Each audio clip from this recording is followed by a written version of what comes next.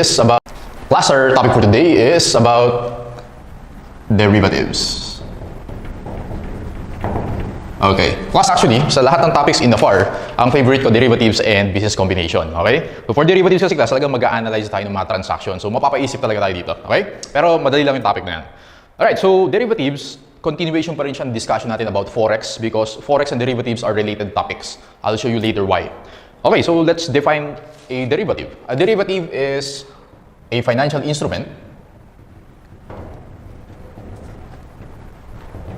okay, that derives its value from an underlying. Okay, so this is the technical definition of a derivative. So analyze natin class. Keywords, dalawa. First is financial instrument, second is underlying. So sabi diyang class, a derivative is a financial instrument. Bakit sir? Because a derivative is presented as FVPL in the balance sheet, fair value through profit or loss, okay? And a derivative can be an asset or a liability. So pwede siyang derivative asset or derivative liability, okay? And we know, kaya siya tinawag na fair value through profit or loss, nagma-mark to market tayo every December 31. Tama? Okay, so that's a financial instrument. Next is underlying. Sir, ano naman yung underlying? I'll give you examples. Okay, these are examples of underlying. Number one, we have the stock price. Number two, interest rate. Number three, exchange rate. Number four is commodity price. Okay? So, ibig sabihin class, yung value daw of the derivative of this financial instrument magdedepende sa value of this underlying. Okay? Balikan natin yung underlying later. Now, derivatives are used for hedging. Okay? Sir, what do you mean by hedging? Pag nabasa niyo yung word na hedge or hedging, ang ibig sabihin lang ng class, risk management. Okay? Derivatives are used by large companies, okay, basically to manage risks. Sir, ano yung mga risks na yan? Balik tayo dito, class. Okay? Let's say, like sa stock price. Bumili tayo ng PLDT shares. PLDT shares, bumili tayo, let's say 1,000 per share. Alright? So 1,000 per share. Merong possibility, may risk na bumaba yung stock price ni PLDT. Malulugi tayo. Tama ba yun? Ang tawag doon is price risk. So lagay ko dito price risk. Ayan. Punta na pa tayo sa second one, interest rate. For example, class, nag-loan tayo kay BDO at 10%. Okay? Fixed rate. Okay? 10% fixed rate for 5 years. Okay, so for the next 5 years, magbabayad tayo ng 10% fixed rate. Okay? Merong possibility na bumaba yung interest rate, yung market rate, to let's say 7% next year. Pero kahit 7% yun, since naka-lock in tayo sa 10% for the next 5 years, 10% pa rin yung babayaran natin. Lugi tayo kasi dapat 7% lang kung di tayo nag-loan ngayon. Ang tawag natin doon class is interest rate risk. Interest rate risk. Okay? Next, exchange rate. Related dun sa topic natin last time. So pag nag-i-import ka or nag-e-export ka, di ba class, meron tayong accounts payable and accounts receivable sa books natin. And kapag import-exportation, denominated dyan in foreign currency. We learned last time na pwede ka magkaroon ng losses, foreign exchange losses. Okay? Ang tawag natin doon class is foreign exchange risk or forex risk. Last one, commodity price. Okay? Actually, ang usually gumagamit ito in the Philippines, si Philippine Airlines. So Philippine Airlines, gumagamit yan ng crude oil, no? Or yung mga fuel para sa mga planes nila. And we know, sa world market, everyday nag-iiba-iba yung presyo ng crude oil. For example, may possibility na tomorrow, tumaas yung presyo, mas mataas kaysa today. Ang tawag natin doon is commodity price risk. Okay? So, lagay ko na lang price risk. Commodity price risk. Ang iba pang klase ng commodity, for example, class gold, silver, copper, and so on and so forth. Okay?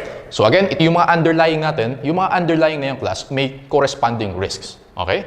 And we manage these risks through the use of derivatives. Alright? Yung tawag natin dyan is hedging. Gets? Okay. Now, alam na natin yung definition of derivatives. Alam na natin yung uses or usage of derivatives. Tingnan naman natin yung accounting side. Plus, ang gagamitin natin dito, according to IFRS 9, is hedge accounting. Okay? Ang magiging reference natin is IFRS 9. Alright, so in order to understand hedge accounting, so medyo technical, no? Yung mga next na terms na di-discuss ko, we have to know two things. Okay? Pag naintindihan yung dalawa na to, kaya-kaya mo na hedge accounting. Okay, number one is hedging instruments. Okay, hedging instruments. And number two, hedged items.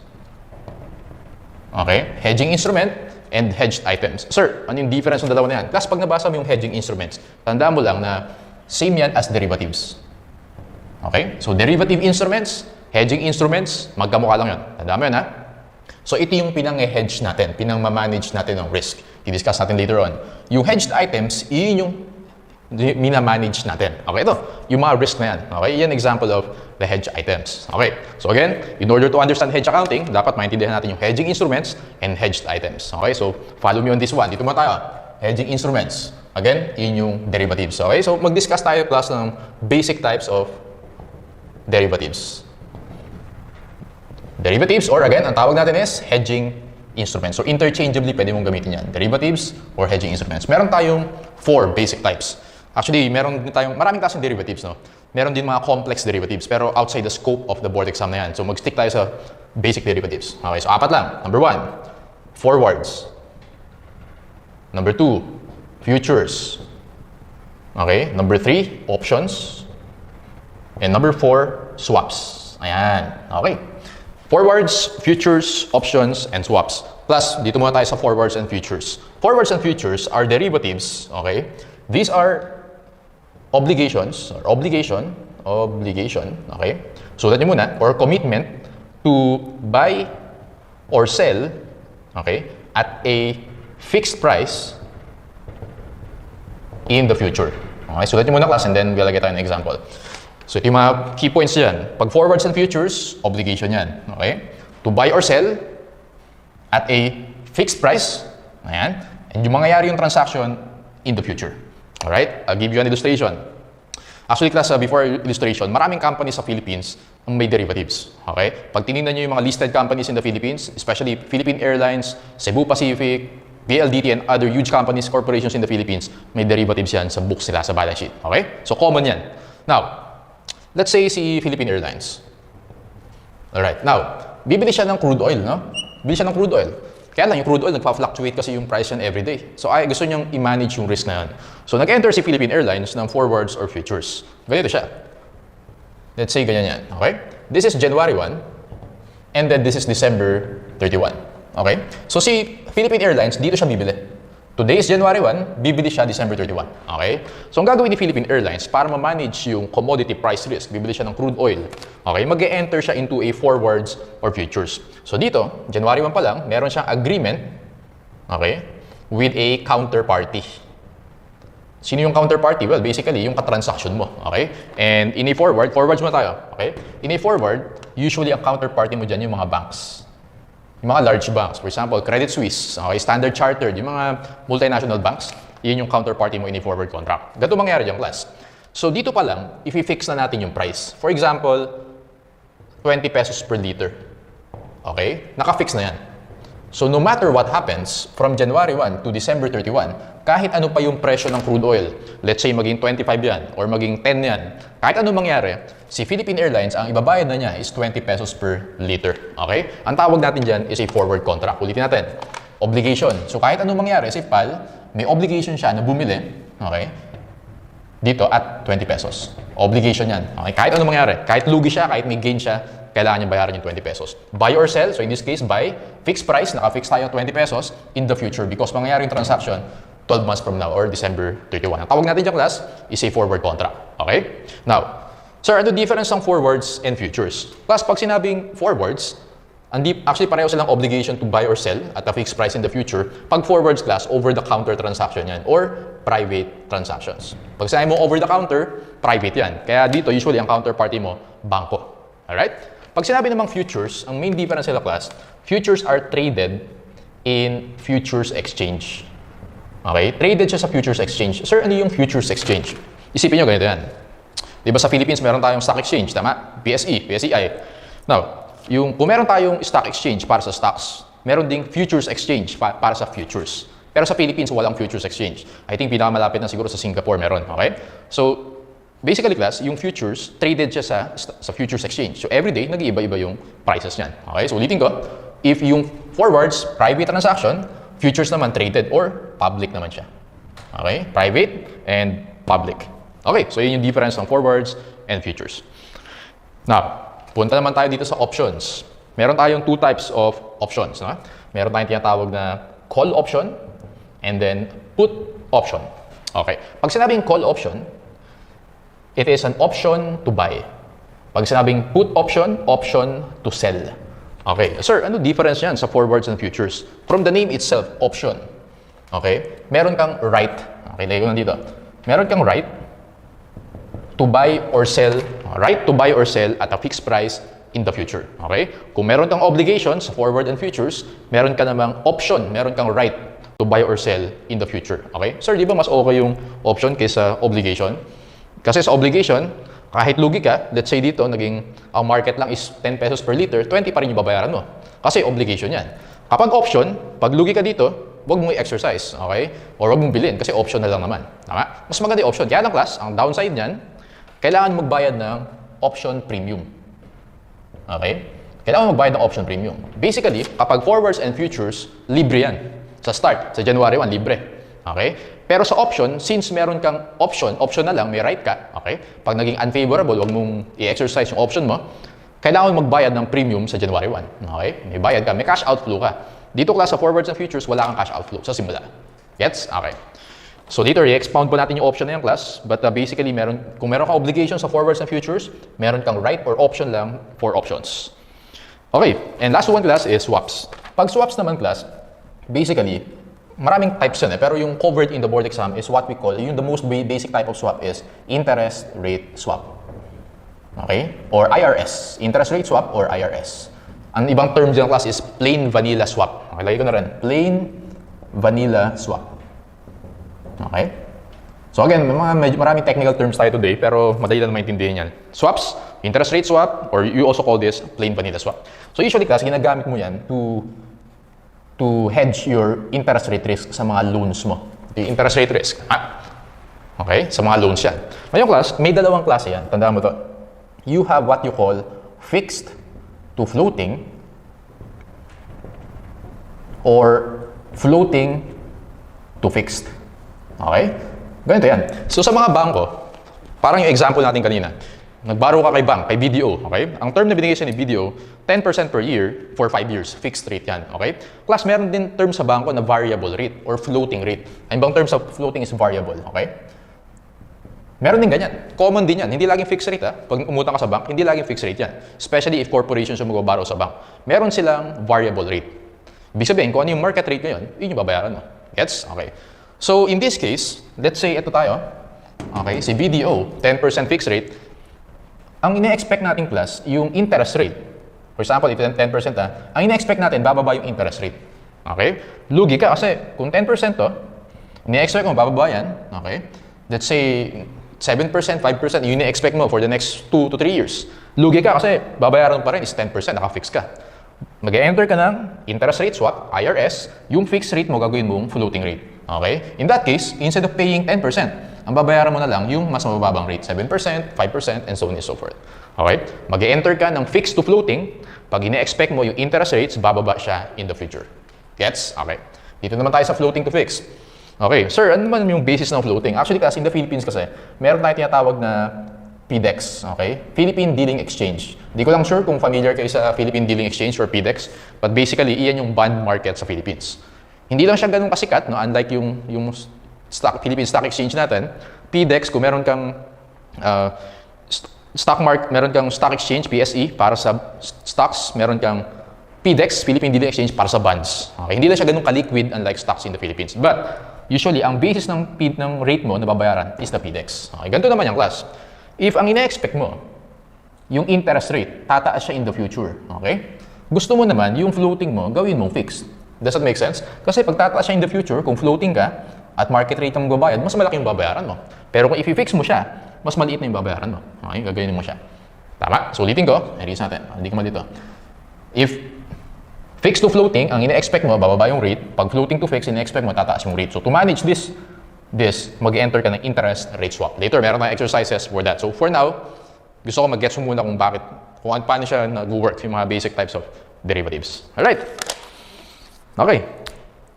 Sige. So, sabi ni sir, pag naintindihan namin yung hedging instruments and hedged items, kaya-kaya namin yung hedge accounting. So, okay na kami sa hedging instruments. Let's go to hedge items. Okay, hedged items. Plus, basically, yung hedge items, iyan yung mina-manage natin. Okay?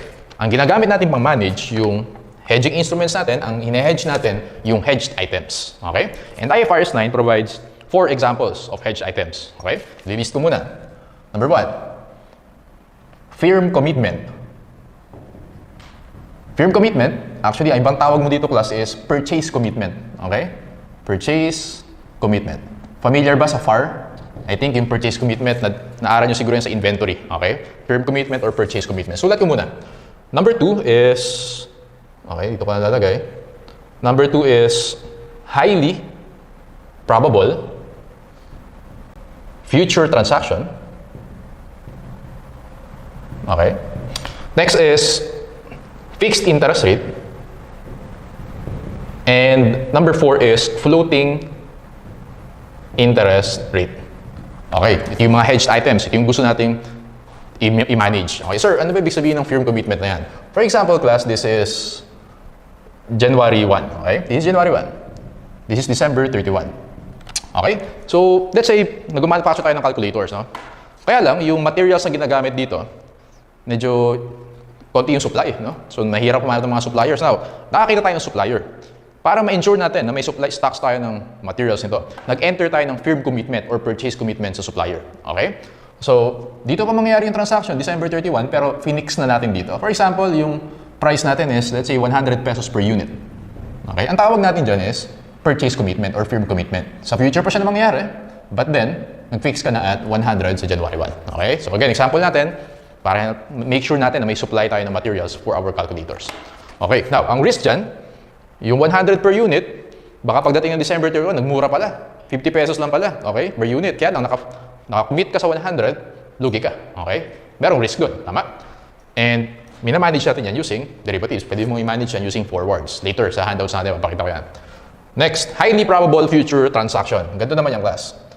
This is January 1. This is December 31, okay?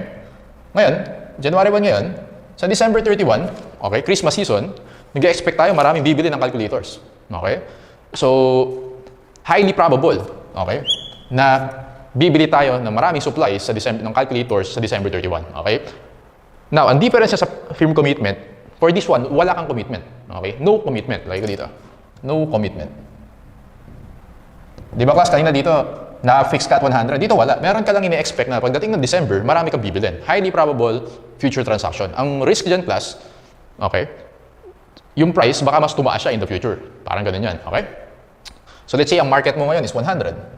Baka dito maging 150 siya. So since hindi ka naka-lock in at 100, ang babayaran mo is 150. Dito naman, 100 yan. What if ang mangyari dito, 50 pesos? Ang babayaran mo pa rin is 100 kahit ang market mo is 50 since may commitment ka. Okay? So kumbaga parang opposite sa dalawa. Gets? Okay. Fixed interest rate, well, ito siya. Let's say 10% fixed. Okay? Fixed rate for 5 years. Okay, may loan ka na 10% sa BDO, fixed rate for 5 years. Yun yung fixed interest rate. Ito yung risk dyan. Baka bumaba in the future, magbabayad ka pa rin at 10%. Pag floating interest rate, sabihin ni BDO, sige, ang magiging rate mo is kung ano yung market sa PDEX plus 3%. Ganyan yan eh. Okay, kung ano yung market rate, dagdagan natin na 3%. Okay? So kung market rate this year is 5%, magiging 8% yung babayaran mo. If ang market next year is 10%, magiging 13%. So variable siya. Floating interest rate. Okay? So ang risk dito, baka sobrang taas yung PDEX kasi naging 15% siya, edi 18% yung babayaran mo. Interest rate risk. Gusto nating i-manage yan. So basically class, yung binigay na hedge item sa example in IFRS 9, ito yung mga gusto nating i-manage using hedging instruments. Got it? Okay. Very important yung class because yung hedged items, iyan yung magiging basis natin if the transaction qualifies under fair value hedge or cash flow hedge. Okay? Very important yan. Meron tayong two types of hedge.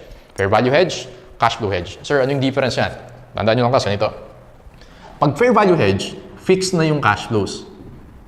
Okay? Yung babayaran mo, fixed na. Yun yung fair value hedge.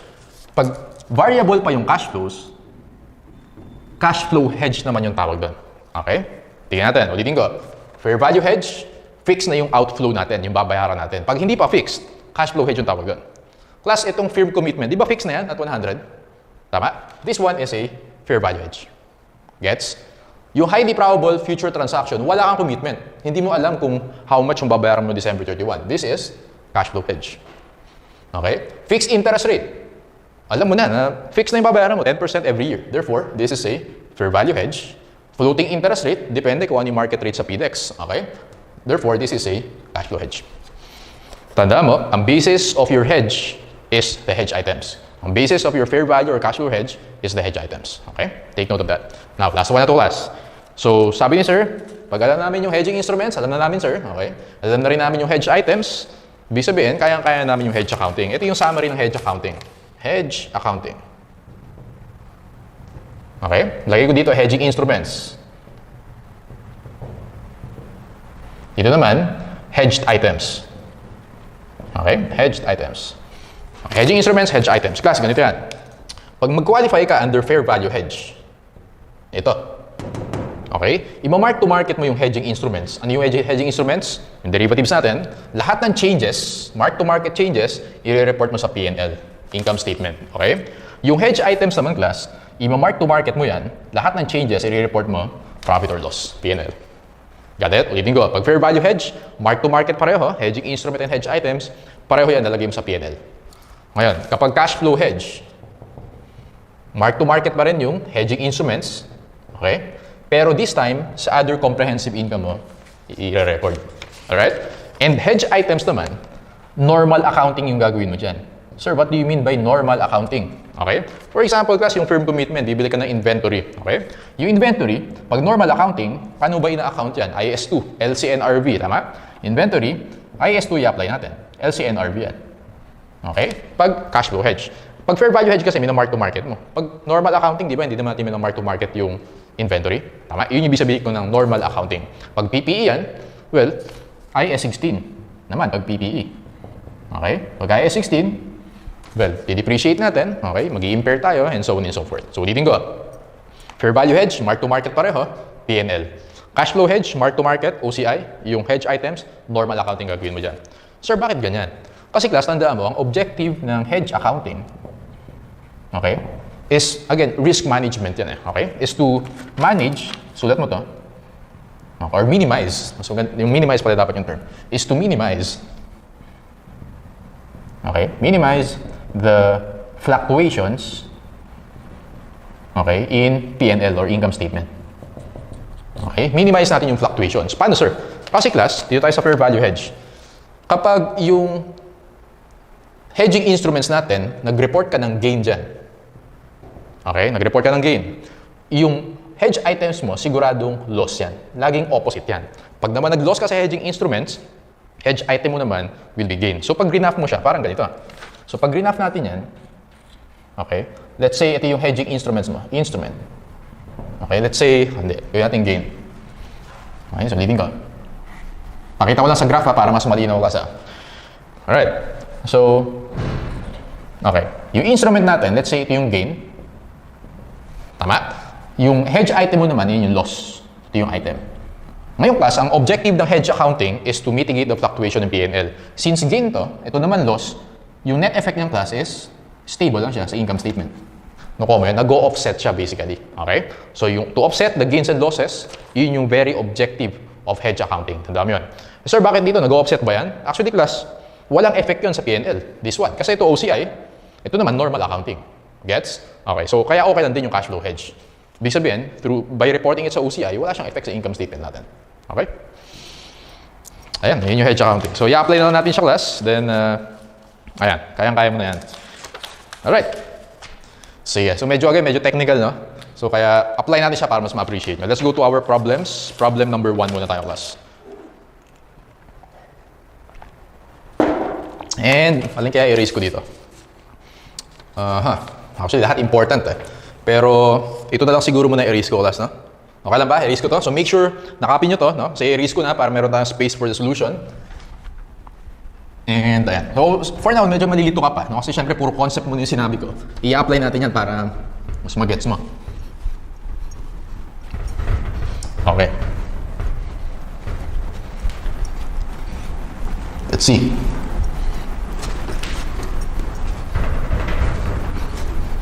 Okay, so tingnan natin class. Let's go to problem number 1. Let's read. The following data applies to Harris Company's purchase of 45,400 Belgium francs under a forward contract dated November 1 for delivery on January 31. Okay? Now, number 1 is a forward contract. Ano nga ba class ulit pag forward contract? It's an obligation to buy Bibili ka ng francs, okay? And then, kung gagawa ka ng timeline, tama ba class? This is November 1, 2020, okay? This is December 31, 2020, and then delivery daw, January 31, 2021. Ganyan siya, ganyan yung timeline natin. Okay, so may given sa'yo na spot rates, different dates, November 1, December 31, and January 31. Spot rates, and then 30-day forward rate, 60-day forward rate, and 90-day forward rate. Nakita mo yun? Alright. The company entered into forward contract to speculate the foreign currency. In its income statement, what amount of gain or loss should it report from this forward contract? So dapat class, pag ganito, maintindihan mo muna yung transaction. Okay, ganito yan. So, si Harry's company, kaya siya forward contract, dito pa lang, ilalock in na niya yung price na babayad niya at this point. Okay? So, how much yan ilalock in? Bibilangin mo kung ilang days from November 1 up to settlement date. Settlement date ito yung delivery or January 31. So, November, December, January. 3 months yun, di ba? Let's assume 30 days per month. Okay? So, 30 times 3, that's 90. Ang gagawin mo dyan, class, gagamitin mo dyan is 90-day forward rate. Okay? Kaya siya tinawag na forward rate. Kasi forward, ibig sabihin, sa future pa mangyayari. Okay? So, ayan siya. Di ba, class, yung spot rate, yun yung rate today? Tama? Kung rate today, spot rate yung tawag, rate in the future, forward rate yung tawag. Gets? Okay. 90-day forward rate, ibig sabihin, class, at this point pa lang, nilalock in mo na at 54.25. Lock in yan. Got it? Okay. So it means, ang babayaran mo is 50 or 45,400 Belgium francs. Francs times 54.25. How much talaga yung babayaran mo in peso? 45,400 times 54.25. 246,2950. Okay? Peso yan. Got it? So dito pa lang sa November 1, para ma-mitigate yung risk, yung foreign exchange risk. Kasi baka mag-iba-iba pa yung exchange risk in the everyday, nag-iiba yan. So para ma-mitigate mo yun, nag-enter ka ng forward contract. Ilalock in mo siya at 54.25. Kahit ano mangyari, pag bibili ka na dito ng francs, alam mo na ito yung gagastusin mo. Got it? Ganun siya. Di ibig sabihin, yung uncertainty in the future na manage natin. Gets? Okay, sige. Ganun yung transaction. So hopefully, naintindihan mo yun. Now, paano sir mag-compute niyan? Ganito gagawin natin yung class. Again, magma-mark to market tayo, December and date of settlement. So sa December, 54.25 yung November 1. Sa December 31, nakita mo dyan class yung anong rate yung pipiliin natin. Kasi apat yan eh. So pili ka dyan. Ano yung rate na gagamitin mo? Well, from December 31 to January 31, isang buwan na lang yan. Or 30 days. So pipiliin mo dyan yung 30-day forward rate. Got it? 56.15. Okay, ganito mag-analyze yung class. Okay, nilock in ko at 54.25. Kahit ano mangyari, 2.4 million pesos ang babayad ko dito. Okay? Pero tumaas yung forward rate natin yung December 31, 56.15. Class, ano yan? Gain or loss? Sagot ko dito, gain yan. Kasi 54.25, naka-lock in ka dyan. So kahit tumaas dito, ang babayaran ko pa din is 54.25. Ibig sabihin, tama na nilock in mo siya at 54. Okay? Kahit tumaas yan, ito pa rin yung obligation ko. Kasi forward contract is an obligation. Gets? So gagawin ko dyan, 54.25. So tulungan nyo ako mag-compute. 54.25 minus 56.15. Okay? Times 45,400. Nakuha nyo ba yung 86,260? Nakuha nyo 86,260? So at this point, meron kang 86,260. Okay? 86,260, actually class, this is a gain. Alright? So ang gagawin mo dyan, papakita ko muna, medyo mahaba muna gagawin mo discussion sa first few problems. Papakita ko sa inyo yung T account and yung journal entries. Pero pagdating sa board exam, T account na gagamitin mo. Okay? Ganito yung class. Ito yung T account ko. Again, pwede siyang derivative asset or derivative liability. Pero since forward contract siya, tawagin natin yung asset as forward contract receivable, FCR. Pag liability naman, forward contract payable. Okay? This is your derivative asset, this is your derivative liability. So again, normal balance yan, pwedeng debit, pwedeng credit. Okay? Kasi nga, pwede siyang asset, pwedeng liability. Okay, tandaan mo class, ito pa, very important, no? I-discuss ko na dito. Yung journal entry mo, day 1. Okay? Tingnan natin kung alin yung may journal entry sa day 1. Okay, sabi ko dito class, yung options, magbabayad ka ng option premium. Okay?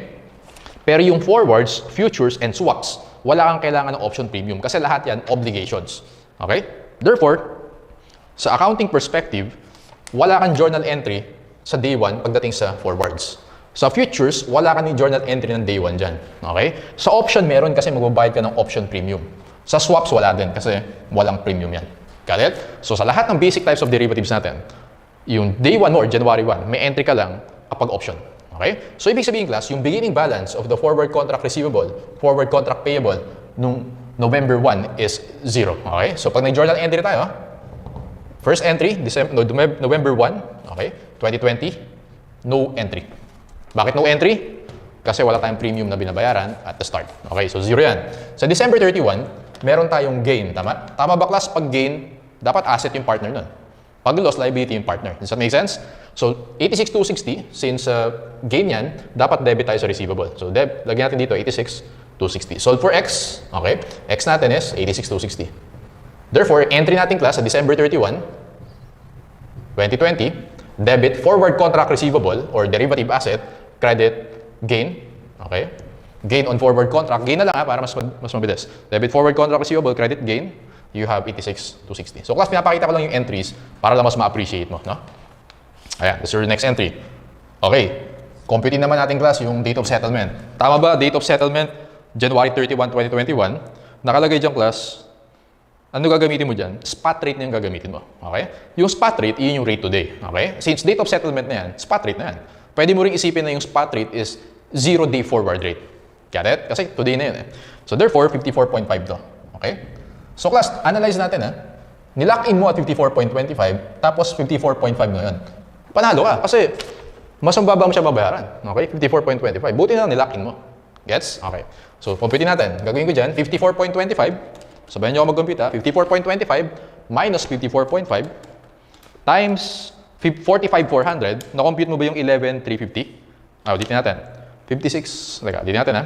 O, tama pala. 54.25 minus 54.5 times 45,400. Nakuha mo yung 11,350. Okay. Yung 11,350 na yung class, alam natin gain yan. Got it? Okay. Pero ang kinumpare mo is the beginning, November 1 and January 31. Ibig sabihin class, yun yung ending balance ng T account natin. Got it? Gain, yun yung total gain natin, 11,350. So ibig sabihin class, dito siya, 11,350. Okay? Now, solve for X. X is, so 86,260 minus 11,350, you have 74,910. 74,910. Pag journalize natin yung class, January 31, 2021, nag-credit tayo, tama? Nag-credit tayo ng forward contract receivable. Credit forward contract receivable, we have debit loss. You have 74,910. That's why answer dito class, what amount of gain or loss should it report from this forward contract December 31, 2020? Answer natin is 2020 ang tanong, 86,260 gain sagot natin. Letter D or dog. Okay? Pag 2021 yung tanong, lagay mo dyan. Pag 2021, ang sagot natin, 74,910 loss. Alright? 74,910 loss. As you notice class, actually kahit hindi ko to gawin, kahit hindi ko gawin yung journal entries, T account lang kaya ko sagutan yan. No? Pinahaba ko lang para mas ma-appreciate nyo siya. Alright? T account lang kaya ko yan. Kasi alam ko na 0 to, kasi wala kang entry sa inception, and then kinompute ko yung 86,260, yung mga compute mo, laging ending balance. Na-compute ko to, ito rin yung ending balance. Since bumaba siya, dapat nag-credit ako ng forward contract receivable. Therefore, loss yan. Gets? Okay. So, dog for number 1. Alright, practice pa tayo. Okay? So first two problems, medyo comprehensive yung making discussion ko para mas mag-gets mo yan. Okay, question number 1. What amount will affect profit or loss regarding the derivative asset on the financial statement? Question number 2. The firm commitment account balance as shown in December 31. Okay, indicate whether asset or liability. So, on November 1, 2020, Joseph Company entered into a firm commitment. Class, ano nga ba yung firm commitment? Di ba yan din yung purchase commitment, right? Okay, so, reason natin to. Pwede pa yan, dito na lang. Okay. To acquire machinery from X company. Delivery and passage of title would be on Feb 28. Okay. So November 1, December 31, and Feb 28. Ganun siya. November 1, December 31, and Feb 28. Class again, pag sa board exam, parang subulis sa T-account lang. Pinapakita ko lang yung timeline para mas ma-appreciate mo. Pero syempre, pag master mo na, kahit di mo nagawin yan. Alright. So, ang mangyayari class, dito siya bibili ng machinery. Tama? And today is November 1. Alright. At the price of 37,800 euros accounted for as fair value hedge. On the same date, to hedge against unfavorable changes, Joseph entered into a 120-day forward contract with ABC Bank for 37,800. Ganito yung class. Dito meron siyang firm commitment. Okay? So tawagin natin FC, firm commitment. Wherein, bibili siya ng machinery, 37,800 euros. Tama? So no matter what happens, ang babayad niya sa supplier ng machinery is 37,800 euros on Feb 28. Ngayon, may risk dyan kasi baka tumaas yung exchange rate, okay? Meron kang firm commitment eh. Tumaas exchange rate, malulugi ka, okay? So, kaya hinedge niya yan using forward contract. Ganito mangyayari dyan, class. Illustrate ko. Pagdating mo ng Feb 28, para mas maintindihan mo yung transaction, ganito yan. Ganito mangyayari dyan. Kailangan ni Joseph Company ng 37,800. Tama? Sabi dyan, on the same date, to hedge against unfavorable changes in exchange rate, Joseph entered into a 120-day forward contract with ABC Bank. Bakit 120? Kasi November, December, January, Feb. So 4 months. 4 times 30, 120 days. Okay? Pagdating ng Feb 28, ganito mangyayari dyan. So, si Joseph, okay, bibili siya ng euros, 37,800 euros from ABC Bank. Okay? From ABC Bank. Ang babayad ni Joseph kay ABC Bank is 37,800 euros multiply by, anong rate yung gagamitin natin dyan, class? Forward rate na 94.3. Tama? 94.3. So, kumpitin nga natin yan. 37,800 times 94.3, you have 3,564 pesos yan, 3,564, 540. Okay? 3,564, 540. Okay. So, dito pa lang, nakipag-usap na agad si Joseph kay bank. Kasi, in a forward contract, usually ang counterparty mo, bangko. Okay? Sabi niya kay ABC, okay, meron akong firm commitment pero gusto kong i-hedge yan. Okay?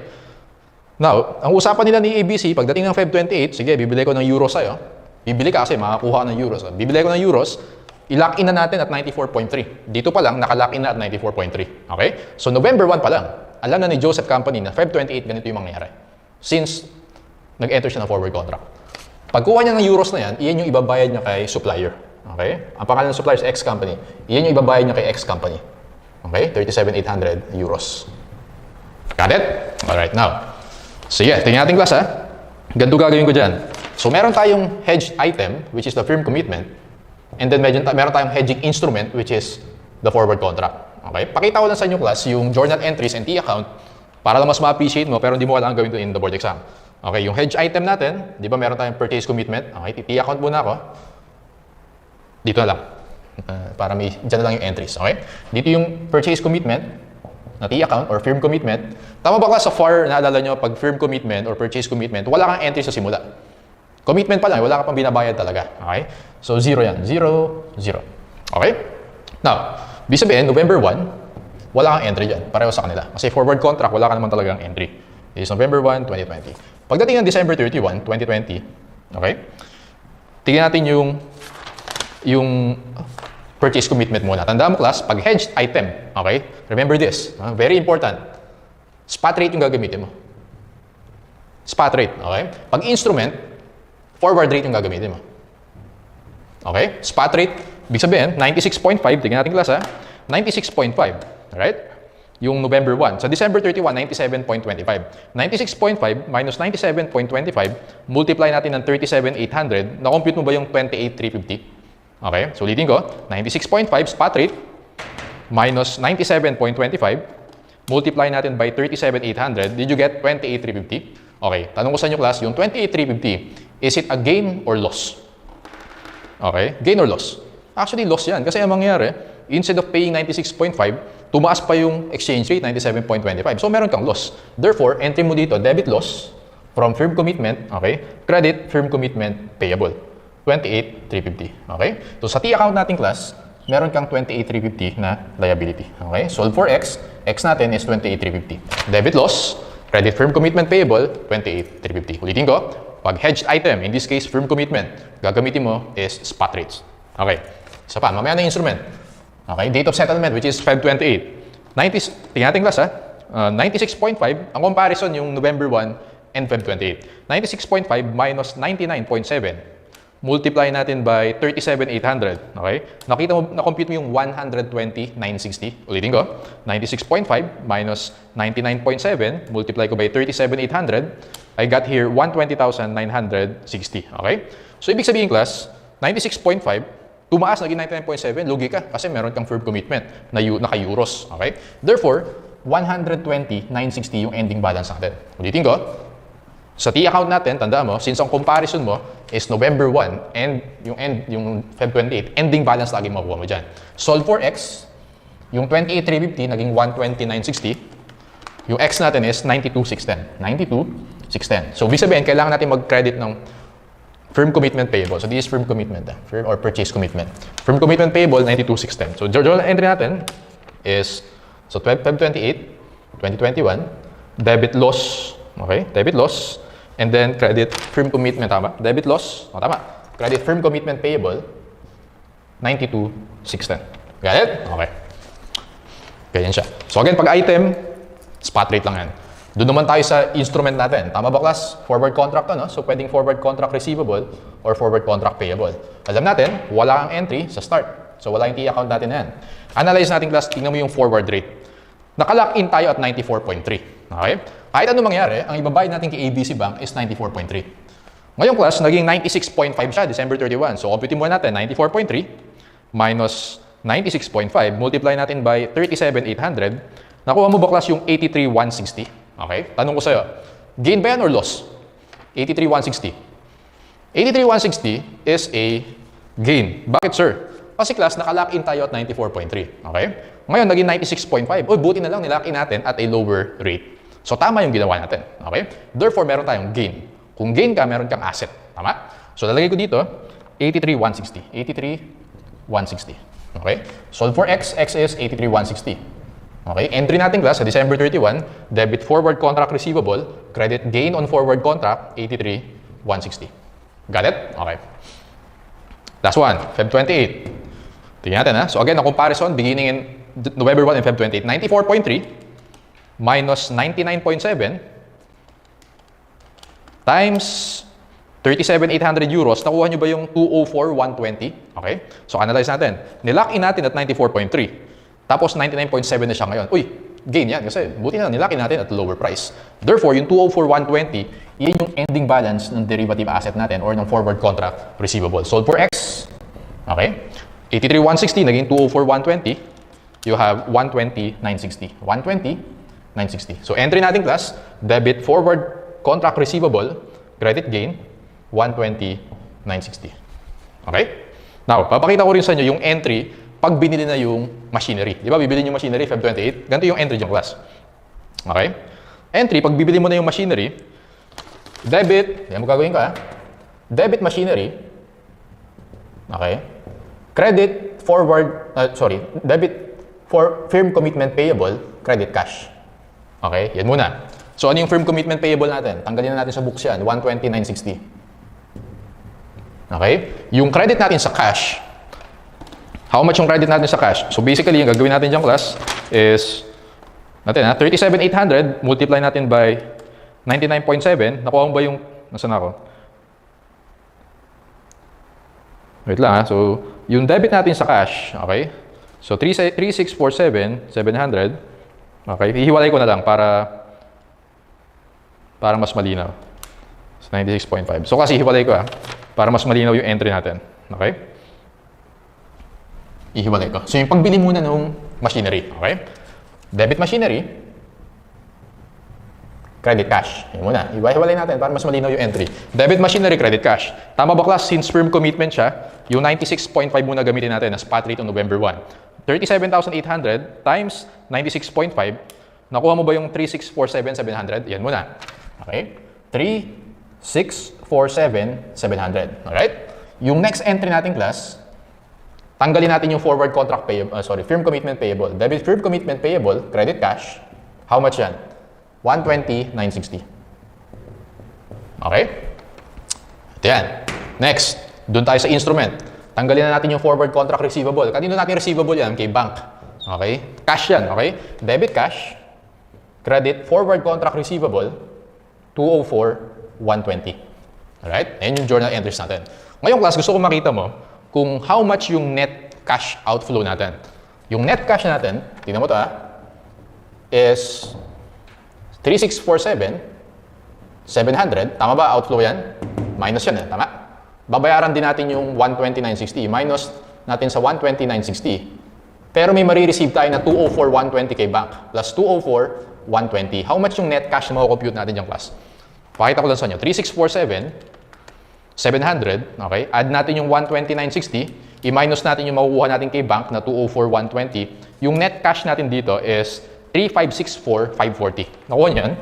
3564,540. Okay? Ngayon, class, pag dinivide mo yan sa 37,800 euros, ano yung makakompute mo dyan? Divided by 37,800, nakuha mo ba yung, ulit natin, 3564,540 divided by 37,800, nakuha mo ba yung 94.3? Okay?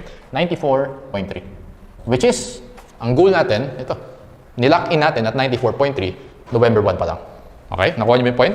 So, November 1 pa lang, nilock in natin at 94.3. Tama?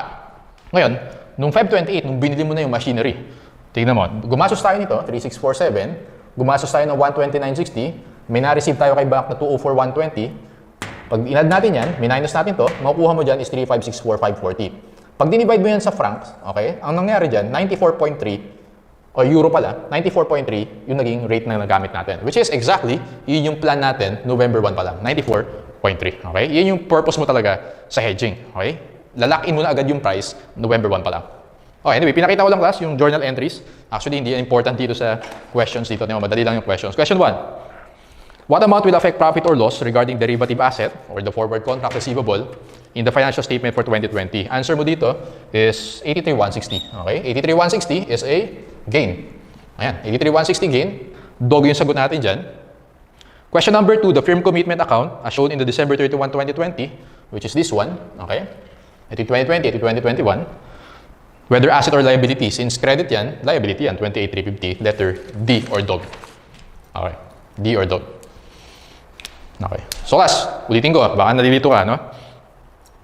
Kaya mo sagutan yan using T account lang. Tama ba? Ito lang, kaya mo na sagutan yan eh. Pinakita ko lang to, eto, yung mga yan, para lang ma-appreciate mo yung problem. Okay? Pero hindi mo kailangan gawin to sa board exam. Okay? Later, makikita mo T account na gagamitin natin to solve for other problems. Sige, so let's go to numbers 4 and 3. 3 muna tayo. 3 muna tayo. So let's go to number 3. Number 3 is about futures. Okay? Futures, again, parang forward lang din siya. Ibig sabihin, may obligation, pero traded siya in the futures exchange. Pero yung accounting for them, kamukha lang. Sige, let's see. Number 3. Sherina Company sold merchandise for 1,200 euros to a customer in France. So take note, sold yung nakalagay dyan. Tama ba? Seller ka dito. Okay? So number 3, seller ka dyan. And then, November 2, 2020. Collection in euros was due on January 31. So, nagbenta ka November 2. Okay, this is December 31. Makukollect mo siya January 31. Okay? Ay, may risk dyan kasi baka bumaba yung euros sa... Dito ka nagbenta, pag makukollect mo na, baka bumaba yung euros. Euro to peso. Okay? Lugi ka kasi seller ka. Tama, para sa forex. Lugi tayo kasi bababa yung makukollect natin. Okay, on the same date, to hedge this foreign currency exposure, the company entered into a futures contract to sell 1,200 euros to bank for delivery on January 31. Ayan. So, ganito ka mangyayari dyan, class. Okay? Pagdating ng January 31, okay, since on November 2, meron kang receivable, gusto mong i-hedge yun. Okay? Nakipag-enter ka ng transaction kay ABC Bank. Ganito yung naging transaction nyo, futures contract. Pagdating ng January 31, alright, ang mangyayari dyan, si customer na nasa France, babayaran ka. Okay? Tayo si Sherina. Okay? Sherina Company. Babayaran tayo ni customer ng 111,200. Okay? Kaya lang, yung equivalent niya sa peso, nagpa-fluctuate yan. So, gusto nating i-manage yung risk na yun. Ang nangyari, class, nakipag-usap tayo kay ABC Bank. November 2 pa lang, nag-usap na tayo. Ganito mangyayari. Okay? Pagkuha ni Sherina Company ng 111,200 euros from the customer, ibebenta niya yan kay ABC Bank. Kaya nakalagay dyan, to sell. Okay? Ibebenta niya kay ABC Bank. So, yung 1,200 euros na yan, okay, ibebenta niya yan kay ABC Bank. Alright? Now, in return, ang ibabayad sa kanya ng ABC Bank is 111,200 times anong futures rate yung gagamitin natin dito, class? 30, 60, 90, 120. Bilangin natin. November to January 31. November, December, January. 3 months. Times 30, 90-day futures rate yung gagamitin natin. Nakita mo dyan yung 90-day futures rate, November to 80.6. Nakita mo yan? Okay, 80.6. Okay, 1,200 times 80.6. You get 8,962,720 pesos. 8,962,720. So, kahit anong mangyari, class, November 2 pa lang, alam mo na pagdating ng January 31, ito yung mangyayari. Na-manage mo yung risk. Kahit anong mangyari, ito yung marireceive mo from the bank. Kahit anong mangyari sa exchange rate. Gets? Okay. So, yeah. So, alam na natin yung transaction. Ganyan pala siya, sir. Gamit na tayo ng T account. Alright? Dalawa. Meron tayong, in this case, seller tayo. Tama. So, yung hedged item natin is the receivable, yung AR natin. Okay? And then, ito yung hedge item, yung hedging instrument natin or yung derivatives natin, tawagin natin siyang, well, futures to, no? Futures contract receivable or futures contract payable. Dito muna tayo sa hedge item. Mas madali yan. Pag hedge item, spot rate. Parang ginamit natin dun sa lesson natin previously about Forex. Ganito lang gagawin ko dyan, class. Okay, so may receivable ako, tama? 81.9. Yung spot rate ko na November 2 times 111,200. Okay, so lagay mo dyan. You have 917, ulitin ko. So 80.6 times, 81.9 the spot rate times 111,200. Nakuha mo ba yung 9107,280? Yes. So dito ko siya lagay. 9107,280. Okay? Debit AR, credit sales. Tama? Yan yung November 2. Pagdating ng December 31, update natin yan. Spot rate pa din. 111,200 times 80.7. Nakuha mo ba dyan yung 8973,840? Okay? 8973,840. Ibig sabihin, class, bumaba yung AR mo, lugi ka. Okay? Difference sila, minus 9107,280, 133,440. Tama ba, class? Loss yan? Okay? Journal entry mo dyan, debit Forex loss, credit AR. Parang ginawa natin last meeting. Okay? Kaya sabi ko, related yung Forex and derivatives. Ito yung Forex part. Okay, so that's December 31. Doon naman tayo sa January 31. 80.1, the spot rate, 80.1 times 111,200, you get 8907,120. Okay? So 8973, naging 8907, bumaba siya. Okay? Minus 8973,840, you get 66,720. 66,720, since bumaba yung AR natin, this is a loss. Okay. Sige. Alright. Hindi ko nalagay yung entry sa alam nyo na yan. Okay? Debit loss, credit AR, 133,440. Debit loss, credit AR, 66,720. Punta tayo dito sa derivative. Since futures contract yan, 0 yung journal entry natin sa day 1. Wala kang entry dyan. Okay, so analyze natin, class. 80.6, yung 90-day futures. Pagdating dito, 80.6, tama? Sa December 31, ilang days na lang before settlement. Tama ba? 30 days na lang? So, gagamitin natin is 30-day futures or yung 80.4. 80.4. Sige nga, class. Compute mo natin 80.6 minus 80.4 times 111,200. Nakuha mo ba yung 22,240? Yes? 22,240. Tanong ko sa iyo, class, is it a gain or loss? Analyze natin. Ang ibibigay sa akin ni bank kahit anong mangyari is 80.6. Pero kung yung ngayon, 80.4 siya. Uy, buti na lang, nilock in ko at 80.6 kasi mas malaki makuha ko kay bank compared if hindi ko siya i-lock in. Nakuha mo yun? Therefore, this is a gain. Okay? So, gain yan. So, mangyari dyan, class, meron ko, since gain yan, yung 22,240, ibig sabihin, asset yan, receivable. 22,240. Okay? X natin is 22,240. So, journal entry dyan, debit forward contract receivable, credit gain, 22,240. Alright? Next, date of settlement, January 31. January 31, pag date of settlement, na spot rate na yan. So, 80.1. Okay, 80.6 minus 80.1. Ulit 80.6 minus 80.1. Multiply natin by 111,200. Nakuha mo ba yung 55,600? Okay. So, 80.6 yung ibibigay sa atin ni Bangko. Tapos yung market is 80.1. Uy, buti na lang, nilock in natin at 80.6. Mas malaki makukuha natin if hindi natin lock in. Therefore, it's a gain. Okay? So, yung forward contract receivable natin, or futures contract receivable, ending balance yan is 55,600. Therefore, meron tayong gain na 33,360. Okay? This is a gain. So, tignan mo, class, ha? Actually, laging opposite yan. Loss, gain. Loss, gain. Okay? Iyan yung hedging. Okay? Mitigate natin yung fluctuations in profit or loss. Laging opposite yung dalawa na yan. Pag hindi yan opposite, mali yung hedge mo. Okay? Yun na ibig sabihin nun. Pag loss yan, mali yung hedge mo. Kasi instead na ma-hedge, ma-manage mo, tumaas pa yung loss mo. Gumanon pa siya. Gumagano yung gain at loss mo. Okay? So, let's see. Question 1. What amount will affect profit or loss regarding the hedged item? Ito. In 2020, well, 133440 loss, letter D or dog. Now, question 2, what amount will affect profit or loss regarding the hedging instrument 2021? 2021, 33,360, gain, letter C. As a result of the foregoing transactions, what amount will affect earnings 2021? Tama ba, class? May loss ka, tapos may gain ka. Okay? Ano yung net effect niyan? Loss natin is 66,720 sa item. Sa instrument natin, may gain tayo na 33,360. Therefore, difference sila, 66,720 minus 33,360, still 33,360, mas malaki yung loss. Okay? Answer natin is, boy, 33,360 loss. So, as you notice, sinagutan natin to, yung problem 3, nag-T account lang tayo, hedge item or the AR, hedging instrument or the futures contract. Okay? Ayan. Class, papakita lang ako sa inyo. Okay, papakita lang ako sa inyo. Ano lang to? For appreciation lang. Computing natin yung net cash. Net cash natin, tama ba, class, AR to? So, marireceive natin yan. Tama? So, debit cash credit AR, 8907,120. So, plus yan. Alright? And then, meron tayong receivable from the bank. Okay, receivable from the bank. Panalo tayo kasi receivable eh. Marireceive mo rin sa bank yan. Okay? Debit cash, credit forward contract, futures contract receivable. Okay, yun yung entry mo dyan. Plus 55,600. Add nga natin yan. 8907, 120, plus 55,600. Makukuha mo dyan class 8962, 720. 8962, 720. Okay? I-divide natin yan by 111,200 euros. Class, ano yung compute mo dyan? 8962, 720 divided by 111,200. Nakuha mo yung 80.6.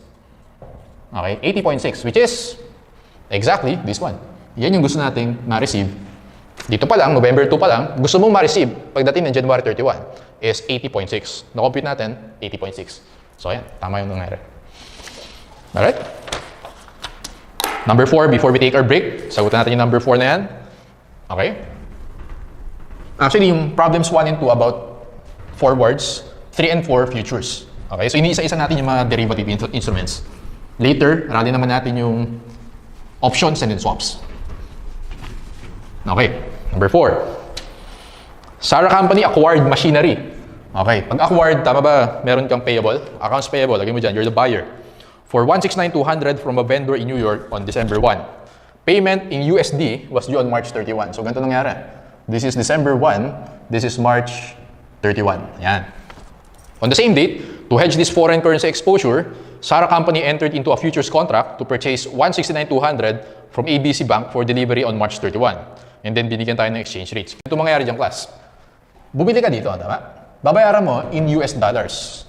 Uy, baka tumaas yung USD, lugi ka. Mas malaki babayaran mo. Gusto ni Sara Company na i-hedge yung foreign currency risk by entering into a futures contract. Nakipag-usap or nag-enter siya sa futures contract, okay? Then, ganito yung mangyayari, class, pagdating ng March 31. Okay? Ganito yan, ha? Tingnan mo, ha? March 31. Ang gagawin ni Sara, dito si Sara, counterparty niya, bangko. Actually, pag futures contract, hindi usually bank yung counterparty. So, medyo flawed yung given, no? Kasi traded yan, eh. No? Hindi mo kilala talaga kung sino counterparty mo. Pero for the sake of illustration, tingnan natin. So, si bank, ABC Bank, okay? Bibigyan siya ng, how much yung kailangan niya? $169,200, tama? $169,200. Bibili si Sara ng dollars kay bank, okay? Babayaran ni Sara yan na $169,200 plus how much niya nilock in yan? From December 1 to March 31, December, January, February, March, 4 months times 30, 120, tama? Piliin natin dito yung 120-day futures. Nakita mo dyan yung 42.2? Noong December 1, 42.2. Ilalock in na ni Sara and ni bank at 42.2. So, 169,200 times 42.2, you get 7,140 pesos to, 7,140, 240. Okay? Ulitin ko, December 1 pa lang, iyan agad yung transaction nila. Okay? Ngayon, pagkuha ni Sara ng dollars na yan, iyan yung ibabayad niya kay New York supplier. Okay? Yan yung ibabayad niya. Okay? So, na-manage niya yung risk. Kasi kahit anong mangyari sa exchange rate, alam ni Sara na ang outflow niya is equivalent to 7,140,240 pesos. Alright, so ganito gagawin ko dyan, class. T-account lang, huwag tayo mag-journal entries. Okay, so since buyer si Sara, lagyan natin accounts payable. Futures contract, so pwedeng futures contract receivable or futures contract payable.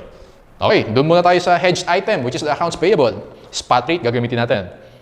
So, compute tayo, $169,200, multiply natin by 41.4. Nakuha mo yung 7,004,880, spot rate. Ulitin ko, $169,200, spot rate 41.4, 7,004,880. Dito ko siya lalagay. Accounts payable, 7,004,004,880. Okay? That is, anong date yan? December 1. Tayo sa December 31, 42.3 yung spot rate. 169,200 times 42.3. Nakuha mo ba, class, yung 7,157,160? Okay? 7,157,160. Uy, 7,004, tumaas yung babayaran ko. Naging 7,157. Difference sila. 7,004,880. You have 152,280. Tama ba, class? Yung 152,280, since mataas yung babayaran mo, loss yan. Tama? Forex loss. Lagay ko dito, Forex loss. And yung delivery date natin, or settlement date, March 31, okay, 43.7. $169,200 times 43.7, 7,394,040. Uy, 7,157, tumaas lalo. So, another loss yan. Okay? Minus 7,157, 160, you have 236,880 loss. Got it? Okay, tumaas eh. So, forex loss yan. May dalawa kang loss. Dapat mag-gain yung derivatives natin. Okay, yung futures contract natin para ma-manage yung risk. Tingnan natin. So, nilock in natin at 42.2 at this point. 42.2. Yun yung babayaran natin kay ABC Bank. Okay. So, sa December 31, ilang days na lang before settlement. December, January, February, March. 3 months times 30, 90 days. Nakita mo ba dyan class, December 31 na 90-day futures, 42.5. Okay? 42.5. Now, ang babayaran natin kay bank, 42.2. Yung market ngayon, 42.5. Uy, buti na lang. Nilock in natin na mas mababa. Mas mababa yung babayaran natin kay bank. If hindi tayo nag-enter ng futures contract. Tama? So, computin natin. 42.2 minus 42.5. Multiply natin by 169,200. Nakuha mo ba yung 50,760? Since gain yun, meron tayong asset. Siyempre, beginning balance is 0. Okay, meron tayong debit na 50,760. Okay? Solve for X. 50,760. This is a gain. Gain lang dapat yan kasi loss to. Dapat gain yan. Okay, settlement date. Siyempre, spot rate na pag settlement date. 43.7. Analyze natin. Babayad natin kay bank, 42.2. Uy, buti nilock in natin. Kasi kung hindi, 43.7 ibabayad natin kay bank. So, 42.2 minus 43.7, multiply natin by 169,200. Nakuha mo ba yung 253,800? Okay? So, ending balance yan. 253,800. Solve for X. From 5760, naging 253,800, you get 203,040. 203,040, you have a gain. Okay. Let's answer the problems or questions. Question number 1, what amount will affect profit or loss regarding the hedge item 2021? Hedge item 2021, 236,880 loss, letter C. Question number 2, what amount will affect profit or loss? Hedging instrument 2020, hedging instrument 2020, 50,760 gain, boy. Letter C, as a result of all foregoing, what amount will affect earnings 2020? So, meron kang loss sa item ng 2020 na 152,280. Sa instrument naman, meron kang gain na 5760. Okay? 60 gain. So, ito loss. Ito gain. Mas mataas yung loss. Ano difference yan? 152,280 minus 5760. Meron tayong net na 101,520. 101,520, mas mataas yung loss. Therefore, answer natin is letter C. Okay, letter C. Okay na. So, question 1 is C. Question 2 is boy. Question 3 is C. Okay. So, class, parang yung sa problem 3, FYI na lang, no? For appreciation nyo lang. Computin natin yung net cash. Net cash. Okay. Tama ba may accounts payable ka? 73,94,040. So, minus yan. Okay. 73,94,040. Kasi babayad mo yan sa supplier mo. Tama? Pero meron kang receivable. Makaka-receive ka ng cash from your counterparty sa futures contract kay Bangko. Makaka-receive ka ng 253,800. So, plus yan. Okay? So, tingnan natin yung difference. 7394,040 minus 253,800, you should get 7140,240. Ito yung net cash natin. Net cash outflow natin. Okay? 7140,240. Divide natin yan sa $169,200. Divide by 169,200, you get 42.2. 42.2 is exactly yung nilock in natin na price, 42.2. Ayan. Okay, so that's how you solve forwards and futures. Break muna tayo before we go to options.